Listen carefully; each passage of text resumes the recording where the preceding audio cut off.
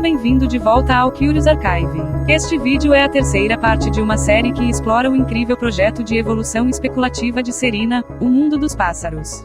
Serena foi criada por Dylan Baida, um artista fantástico e construtor de mundos. Tenho links abaixo onde você pode acompanhar e apoiar o trabalho dele. Quando paramos, Serena era o lar de um único supercontinente no final do Pangeaceno. Agora é o Ultimocene, a era final de Serena, e mais incrível do que qualquer outra que veio antes. Há 250 milhões de anos após o estabelecimento, o supercontinente se dividiu em massas de terra do norte e do sul. Este período verá o surgimento de múltiplas formas de vida altamente inteligente. E da mesma forma que elefantes, golfinhos, corvos e humanos, que, até onde sabemos, são alguns dos animais mais inteligentes que já existiram, todos vivem em um período de tempo sobreposto, uma convergência semelhante ocorrerá em Serena. Nas enormes pastagens do continente sul, muitas espécies-chave podem ser encontradas, como os bem-sucedidos circoagodontes, que parecem irreconhecíveis desde suas raízes como pequenos peixes há 250 milhões de anos. Arcanjos gigantes se reúnem nas proximidades, um tipo de pássaro metamorfo, uma classificação curiosa que definira o início do Ultimoceno. E vasculhando por perto, um grande bumblebee foge com um jovem circoagodonte, prenunciando uma rivalidade entre os dois grupos que mudará Serena para sempre. Mas ainda não chegamos lá. Neste momento, os pássaros de bico mole, os variados descendentes dos antigos fungadores de água, estão prosperando durante o Ultimoceno. Organismos como os bluebirds estão agora extintos, mas outra ramificação das luvas, a cegonha lula do sul, ou squawk, ainda está forte. Essas criaturas inteligentes são onivoras e usam seus bicos de tentáculos para agarrar vermes e moluscos escondidos. Nas florestas temperadas, outro pássaro de bico mole é o tímido e recluso GMU, um herbívoro do tamanho de um cavalo que vive perpetuamente em alerta. Por que uma criatura desse tamanho seria tão arisco? A verdade é que tem uma boa razão de ser. Em outras partes dessas florestas espreitam o grappler, predadores semelhantes em construção ao GMU, que são suas presas preferidas. Seus bicos de tentáculos são alinhados com dentes afiados e pontas de garras, tornando-os predadores mortais. Um ramo diferente de sófbios são os terres, um grupo que inclui os nutes de nome hilário, cujos tentáculos faciais se fundiram ao longo do tempo em uma boca carnuda e alongada. Quando ameaçadas, essas aves são capazes de pegar seu ovo e carregá-lo contra o queixo, onde uma pequena dobra de pele emplumada o mantém seguro enquanto fogem.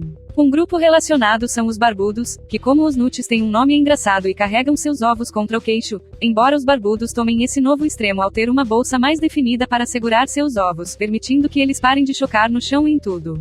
Nas florestas mais quentes, você pode encontrar os lumberbistes, os maiores lodos vivos de toda Serena, com até 7,6 metros de altura e pesando mais de 2 toneladas. Este grupo, no entanto, está em declínio, com a maioria agora vagando pelas florestas isoladamente. Nos ramos acima, porém, a vida floresce. Aqui, tribos de árvores muito alteradas balançam perto dos bizarros boras com tentáculos, uma ramificação das luvas de bico macio. Formas de vida fantásticas, de fato. Sobre o assunto de formas fantásticas, possivelmente nenhuma criatura é mais original do que os changelings, ou pássaros metamorfos.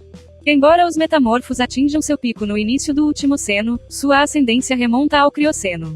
A linha de metamorfose começou com pássaros que punham ovos pequenos e sem casca, o que tornava o processo mais rápido, mas fazia com que seus filhotes nascessem extremamente subdesenvolvidos, quase parecendo girinos de pássaros antes de atingirem a idade adulta. Ao longo de milhões de anos, esse estágio semelhante a uma larva tornou-se mais complexo, com os pequenos jovens desenvolvendo membros anteriores mais fortes para se movimentar com mais eficiência antes de se tornarem adultos. Outros embriões metamorfos foram colocados na água e se tornaram mais parecidos com peixes, adaptando-se à vida em um ambiente aquático. Milhões de anos depois, o resultado final é talvez o clado de vertebrados mais adaptável e fisicamente diverso CLAD que já existiu. Entre suas fileiras estão as pinças de zebra, pássaros do tamanho de abelhas que começam a vida como larvas semelhantes a vermes e estão entre os menores pássaros de todos os tempos. Outro metamorfo é o cantor de garganta azul, um dos maiores pássaros que já andou na Terra que chega a 15 metros de altura, ou 15 metros e um quarto. Alguns metamorfos aquáticos como o longbilled piquebird até abandonaram suas formas adultas por meio de uma expressão extrema de neotenia, essencialmente tornando-se organismos semelhantes a peixes. Verdadeiramente incrível. Outros pássaros metamorfos têm uma vida um tanto infeliz na vida, como o dayflight bird. Esses metamorfos extremos começam como larvas incrivelmente parecidas com peixes. Eles então se envolvem em um envoltório de seda de sua própria saliva, que endurece no que é efetivamente um segundo ovo, dentro do qual eles se metamorfoseiam em adultos. Tragicamente, no entanto, os adultos não têm bocas. Os voos diurnos, portanto, vivem apenas um único dia, durante o qual põem ovos para repetir o ciclo. E se isso soa muito fora da caixa para evoluir, saiba que os insetos mayfly do mundo real têm um ciclo de vida muito semelhante que termina em uma forma adulta sem boca. Talvez o pássaro metamorfo mais impressionante, no entanto, seja o Stormsonor, um arcanjo altamente migratório com uma envergadura de 15 metros, ou mais de 15 metros, os maiores animais voadores que já existiram. Apesar de serem maiores do que alguns aviões, os Stormsonor são gigantes gentis, nomeados por seus chamados misteriosos e ecoantes. Como dito anteriormente, além dos pássaros metamorfos, um dos principais temas do Ultimoceno é o desenvolvimento da inteligência entre muitas linhagens de animais. Nos oceanos, os herbívoros Ringnecked porpletes e os carnívoros Seastriker são dois desses exemplos. Ambas as espécies são animais sociais com mentes aguçadas. Os Seastrikers aprenderam a operar como cães pastores, pastoreando sistematicamente os filhotes para criar uma fonte consistente de alimento. Considerando o quão avançadas e semelhantes ambas as espécies são, é um sistema inquietante provar que a natureza pode ser bastante cruel. E nada é tão cruel quanto um final. Nas palavras do autor, como acontece com tudo no cosmos, das flores às estrelas, a própria Serina está morrendo. A lua está começando a esfriar lentamente e nunca mais vai aquecer. Como dito anteriormente, o Ultimocene será a era final da saga de Serina, o último capítulo do nosso grande épico. Mas antes que a cortina caia no final de Serina, ainda pode haver tempo para algo realmente incrível acontecer. Nos últimos milhões de anos, um ramo dos circoagodontes começou uma transformação extraordinária. Por eras, os circoagodontes foram incapazes de se alimentar de árvores altas devido a seus pescoços curtos. Mas agora, uma espécie especializou uma parte do corpo que lhes permitirá fazê-lo. Não seus pescoços, mas suas orelhas. A partir de sua estrutura auditiva, os circoagodontes desenvolveram membros móveis semelhantes a chifres que são capazes de alcançar e enganchar galhos. Uma adaptação que pode um dia ter consequências intrigantes. Antes que esse dia chegue, no entanto, outros ramos dos tribos também estão se saindo muito bem, rivalizando com as aves em diversidade vários milhões de anos depois de rastejar para a Terra. Pegue o repandor pintado, o canitere mais espalhado em terra no início do Ultimoceno, cujas mandíbulas têm um movimento de cisalhamento único que os ajuda a consumir presas. Ou o Tornigrazer, um holodonte sem pelos capaz de sobreviver apenas de plantas eriçadas do deserto. Nos céus, o ramo que se tornou os Tribats também está forte, como o Vibropteryx de orelha azul, um especialista em beber néctar que usa uma longa língua com ponta de pincel para coletar comida.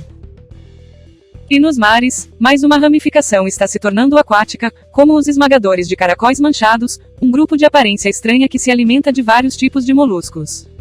Entre os pássaros metamorfos e vários tribeteres, Serina está em uma alta de biodiversidade de todos os tempos. Mas agora a lua está ficando realmente fria. Estamos agora no Ultimoceno Médio, e uma nova era glacial está se instalando. Neste novo mundo, apenas os mais adaptáveis sobreviveram. Sextacorn e Tornigazer são uma dessas espécies, que se tornaram herbívoros da Era do Gelo com revestimento espesso e chifres faciais especializados que lhes dão uma aparência ameaçadora. Apesar das aparências, essas criaturas não são excessivamente agressivas, apenas interessadas em autodefesa de predadores da Era do Gelo. Outra novidade curiosa na Era do Gelo são os troncos de mamute, descendentes dos barbas de pescoço que agora desenvolveram um tronco de bico mais longo e uma bolsa de pescoço verdadeiramente robusta para carregar seus ovos, o que veio a calhar nas temperaturas de resfriamento. Neste ponto da Era do Gelo, os maiores arcanjos estão tristemente em apuros, pois o mundo que esfria rapidamente está tornando seus padrões migratórios cada vez menos eficazes. Alguns arcanjos estão se adaptando, no entanto, tornando-se menores e menos migratórios chamados serafins. Exemplos incluem o Pitundra piteese, que pode não ser tão espetacular quanto seus parentes maiores, mas está muito melhor adaptado para este novo mundo. Mais perto do Equador, uma história diferente de qualquer outra está finalmente prestes a começar. Ao longo dos últimos milhões de anos, um grupo de circoagodontes chamados Antlers, que se tornaram mais inteligentes com apêndices manipuladores semelhantes a chifres, são surpreendidos por uma criatura que os caça com um grau surpreendente de planejamento e previsão. Essas formas de vida, os Gravediggers, são descendentes dos Bumblebee-diggers. Enquanto outros predadores desenvolveram dentes mais afiados ou garras mais longas para capturar suas presas, o coveiro desenvolveu um cérebro maior. Eles aprenderam, incrivelmente, a fazer armadilhas cavando buracos profundos na terra com suas garras poderosas e usando seus bicos para afiar varas que colocam no fundo. É uma espécie de armadilha contra a qual os Antler são impotentes. Mas não por muito. Ao pegar os chifres menos cautelosos, os coveiros estão inadvertidamente selecionando presas cada vez mais inteligentes. E assim a corrida armamentista evolucionária é posta em movimento. Será talvez o mais rápido de todos até agora em Serina, bem como o mais importante. Em breve, um tipo particular de galhada, a galhada em pé, se tornará inteligente o suficiente para evitar armadilhas, e, portanto, produzir coveiros com habilidades de captura mais eficazes. Com o tempo, os galhadas e os coveiros alcançam a sapiência, capazes de usar ferramentas básicas e evitar um ao outro. Embora não mais predador e presa, um ódio havia surgido entre os dois grupos que definiria a próxima era de maneiras inesperadas. Os Standing Antlerers agora se tornaram os Woodcrafters, organismos sociais de aparência única com rostos altamente expressivos para comunicação e cérebros excepcionalmente avançados. Os carpinteiros também desenvolveram uma linguagem de assobio um pouco semelhante às cornetas de um alce e usam lanças para se defender contra predadores, embora eles próprios sejam herbívoros. No entanto, as lanças não são as únicas coisas que eles aprenderam a criar. Como o próprio nome indica, os carpinteiros aprenderam a moldar os troncos e galhos das árvores em casas semelhantes a cestas, assim como cercas, pontes sobre rios ou esculturas de animais ou criaturas abstratas do folclore. Pois os Woodcrafters estão desenvolvendo uma cultura, uma que é em grande parte definida pelo ódio aos predadores. Enquanto isso, os coveiros estão alcançando um nível semelhante de função cerebral. Embora suas marcas no mundo sejam mais sutis do que as dos marceneiros, geralmente pouco mais do que arte esculpida nas laterais das árvores na borda de seu território, elas ainda são marcas de alta inteligência. No entanto, os coveiros estão tristemente aprendendo a ter cuidado ao fazer essas marcas, pois podem atrair perigos. Seu território em busca de mais predadores para matar. Outrora presa dos coveiros, os lenhadores viraram o jogo completamente. Em vez de agir em legítima defesa, eles agora estão matando coveiros em uma cruzada equivocada. Eventualmente, no entanto, ocorre uma transformação incrível. À medida que se expandem, os lenhadores começam a encontrar árvores de barreira feitas por coveiros que nunca aprenderam a parar de fazer arte. A princípio, os Woodcrafters assumem que essas marcas são o trabalho de alguma aldeia de Woodcrafters desconhecida. Afinal, na visão de mundo deles, só eles são inteligentes o suficiente para criar arte. Mas não há sinais de outros. Nas palavras do autor, os marceneiros partiram para criar um mundo sem monstros, e é só então que percebem que se tornaram eles. Com a revelação de que eles não estão sozinhos em seu auge arbitrário de vida, que os monstruosos coveiros que eles mataram por anos são inteligentes como eles são, se espalha pelos grupos de marceneiros. E é neste momento de incerteza cultural que a trajetória das duas espécies muda para sempre de uma pequena escolha. Um bebê coveiro órfão, deixado sozinho após a morte de sua mãe, um dos últimos coveiros caçados por esporte é acolhido por um empático guerreiro em potencial marceneiro.